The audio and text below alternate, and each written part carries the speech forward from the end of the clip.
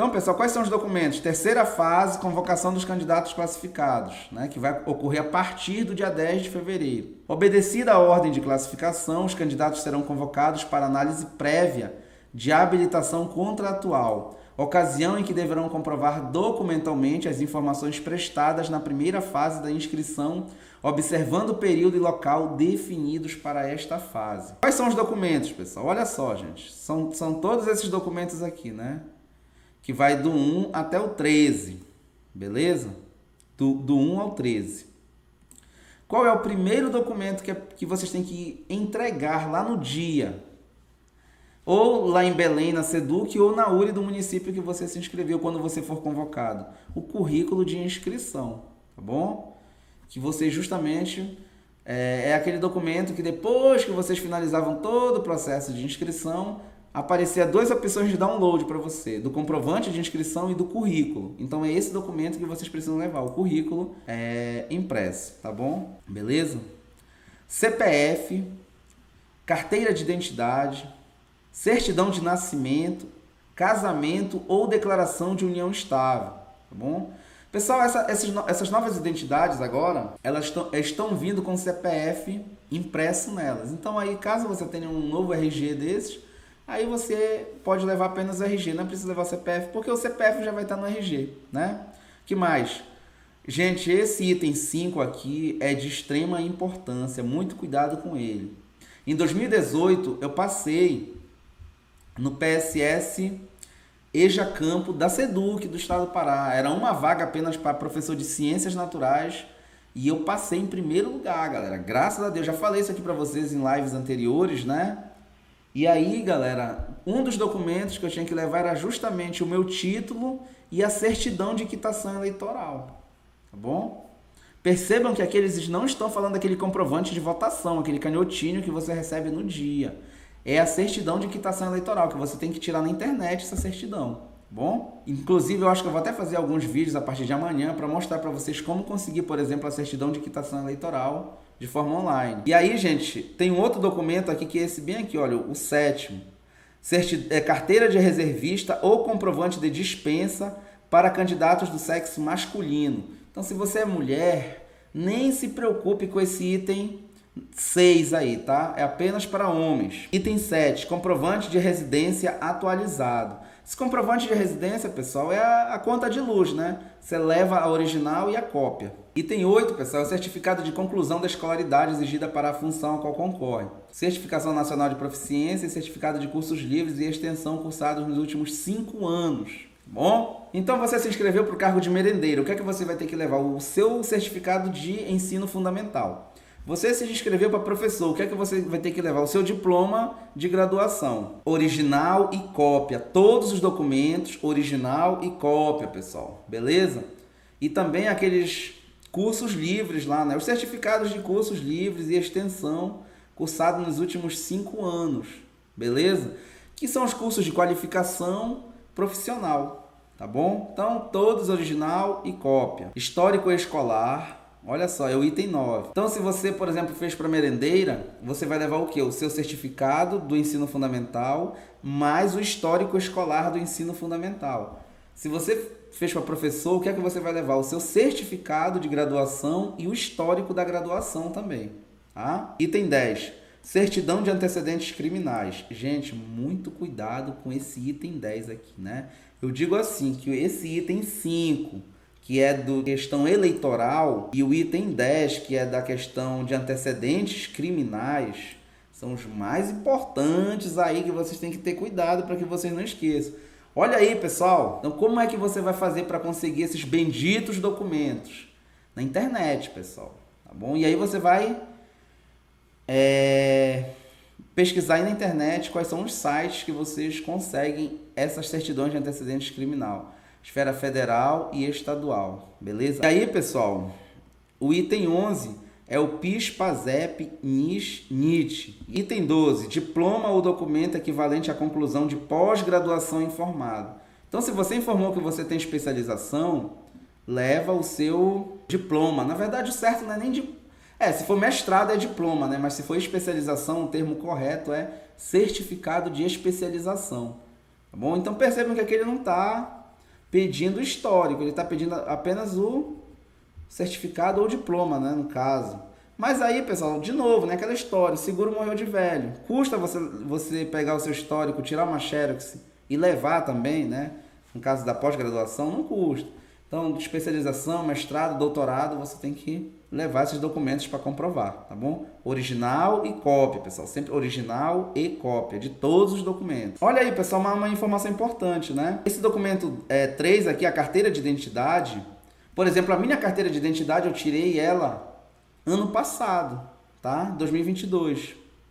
Então eu coloquei até o meu PIS nela, tá? Então, por exemplo, no meu caso não é preciso eu levar o número do PIS em algum local para eles, basta eu apresentar minha carteira de identidade, porque ela já tem meu CPF e o número do meu PIS, tá bom? E também o número da minha carteira de trabalho também, se eu não me engano, tá no meu RG, que é um dos documentos que vocês precisam levar para comprovar atividade profissional, né? Caso vocês tenham desempenhado atividades docentes ou relacionado à questão da merendeira em órgãos privados, né?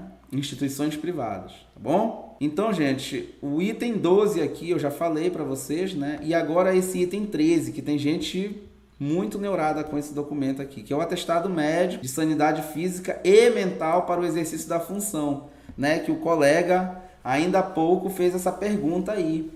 Como é que faz para conseguir esse documento? Eu vou falar minha experiência, pessoal. O que deu certo comigo. Vocês fiquem à vontade para agir conforme vocês bem entenderem. Eu vou falar o que deu certo comigo em relação a esse documento, né? Eu peguei, beleza? Peguei uma declaração na internet, um modelo. Aí eu fui para o Word, eu mesmo peguei aquele modelo, fiz uma declaração, né? Aí eu fui até um cyber, eu imprimi essa declaração e aí eu fui até a UPA do meu município, no caso lá em Abaetetuba. Eu fui lá na UPA de Abaetetuba e aí conversei com uma médica, expliquei a situação, que eu estava precisando para concurso público, processo seletivo, né? E aí ela fez uma breve avaliação em mim ali e ela assinou, carimbou e eu levei esse documento, esse atestado, né? Comprovando que eu estava fisicamente e mentalmente apto a exercer atividade de professor, no caso. Beleza? Entreguei lá na Seduc e valeu, tá bom? Mas aí, pessoal, caso vocês queiram procurar um médico do trabalho, aí na cidade que vocês residem, tá bom? Então vocês fiquem à vontade. Aí talvez ele vai pedir alguns exames para vocês, como por exemplo, um exame psiquiátrico, né? E um teste ergométrico, por exemplo, tá bom? Que é um teste que você faz para avaliar a sua capacidade, a sua condição física, né? E o exame psiquiátrico é para avaliar a sua condição psicológica, beleza? E aí, talvez o médico do trabalho solicite esses dois exames para vocês. Mais uma vez, fica a critério de vocês. Eu falei o que deu certo comigo, então é isso que eu tenho para falar para vocês sobre esse item 13, questão dos exames médicos. Beleza? E aqui, gente, é importante a gente falar sobre esse tópico 2.26, né? Que é os documentos aptos a comprovar atividade profissional. Carteira de trabalho, tá? Com a identificação do candidato, do contrato de trabalho, se ele trabalhou na iniciativa privada, escolas particulares, tá bom? Por exemplo. Item B, declaração, certidão de tempo de serviço em que conste o período e as atividades desenvolvidas, tá? Se realizado na administração pública, deve a mesma ser emitida pela chefia imediata ou setor gestão de pessoas do órgão. Então, se você trabalhou por uma prefeitura, numa secretaria de educação, por exemplo, você deve ir lá no RH e solicitar a sua certidão de tempo de serviço. Ou se você trabalhou pelo Estado, pela própria Seduc, você também tem que solicitar essa certidão de tempo de serviço. E olha, já adianto para vocês, leva tempo, pessoal, leva tempo. O certo é a gente já ter esses documentos todos em mão. Assim que você termina o seu contrato, você vai logo lá e solicita para não deixar para cima da última hora, né? Caso você não consiga essa certidão de tempo de serviço, uma outra opção é você conseguir uma declaração. Como vocês podem ver aqui no edital, também serve, né? Então vamos supor que você trabalhou ali pela Seduc num projeto, pelo SEI, por exemplo, ou pelo Mundiar, ou pelo EJACampo. E aí, como é que você pode estar fazendo para conseguir uma declaração? Esses projetos todos eles têm um coordenador, né? O SOME tem uma coordenadora. Você vai com esses coordenadores e peça uma declaração de que você trabalhou naquele projeto, você trabalhou tanto tempo, né? Declaro para os devidos fins que o professor fulano de tal, CPF tal, matrícula tal, desempenhou atividades docentes pela Secretaria de Educação, no projeto tal, no período tal até tal. Aí data, assina, carimba e te entrega essa declaração. Aí você vai tirar uma cópia para levar no dia lá da entrega dos documentos, tá bom? Item C. Contrato de prestação de serviços com firma reconhecida de pessoa que assina o documento, acrescido da declaração do contratante com firma reconhecida no qual conste o período, início e fim, se for o caso, né? Inclusive, muitos de vocês me perguntaram se contrato ele servia para comprovar a experiência profissional. Tá aqui, o edital ele está sendo bem claro. Muitos me mandaram mensagem lá no Instagram, tá bom? Perguntando, beleza? Inclusive, né? Momento merchandising novamente, se você está aí e você ainda não me segue no Instagram, pessoal, meu Instagram aqui, olha, é muito fácil, só você pesquisar lá na @prof.eliezercavalheiro, aí você clica em seguir. Lá nos meus stories, todos os dias eu coloco oportunidades de concurso público, informações, enfim, gente, é muito importante que vocês sigam lá para que vocês também fiquem bastante informados sobre esse mundo acadêmico profissional, tá bom? Então, gente, o contrato ele serve sim, né? Desde que tenha firma reconhecida, tá bom? Olha, confirma reconhecida da pessoa que assina o documento acrescido da declaração do contratante, confirma reconhecida no qual conste período, ou seja, o início e o fim do contrato. Se for dessa forma, ele também serve. Aí o item 2.27 fala sobre os cursos de capacitação profissional, né? Como é que eles podem ser comprovados? Você leva o certificado, tá bom? Que vai estar lá constando a carga horária, leva a cópia leva o original e a cópia, beleza? Tópico 2.28. Todos os documentos do candidato serão conferidos com os respectivos originais. Aí vocês podem me perguntar, professor, é preciso eu autenticar essas cópias? Não, pessoal. Não, porque você vai levar os originais. Então eles vão olhar a cópia e olhar o original e ver se está batendo. Se estiver batendo, eles te entregam o original e recebem a cópia e já dão aquela pontuação lá para vocês. É assim que funciona, beleza? Então serão conferidos com os respectivos originais antes da celebração do contrato administrativo, podendo a comissão do PSS diligenciar junto a banco de dados públicos ou privados com a finalidade de apurar eventual suspeita de fraude. Esse procedente eliminará o candidato do certame. Então não vão fraudar, né, pessoal? Isso daí.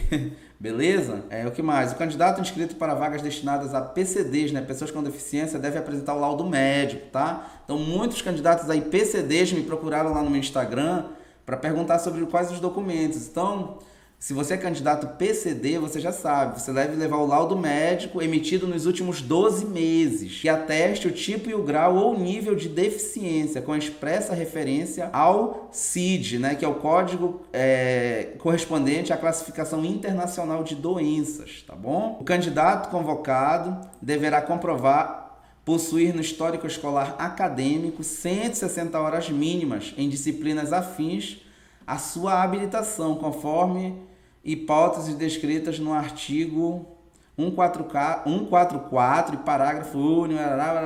O que é que isso significa, pessoal? O que é que isso significa? Que um dos documentos que você tem que levar é o seu diploma de graduação e o outro é o seu histórico da graduação. Então, se você se inscreveu para matemática, é óbvio que nesse histórico vai estar um monte de disciplinas lá relacionadas à matemática. Eles colocaram esse tópico aqui porque existem professores, por exemplo, que são formados em, vamos supor, matemática, mas se inscrevem para professor de física. E aí eles vão olhar no seu histórico se você tem disciplinas de física que tenham no mínimo 160 horas de carga horária, né? É isso aí que significa esse tópico 2.30.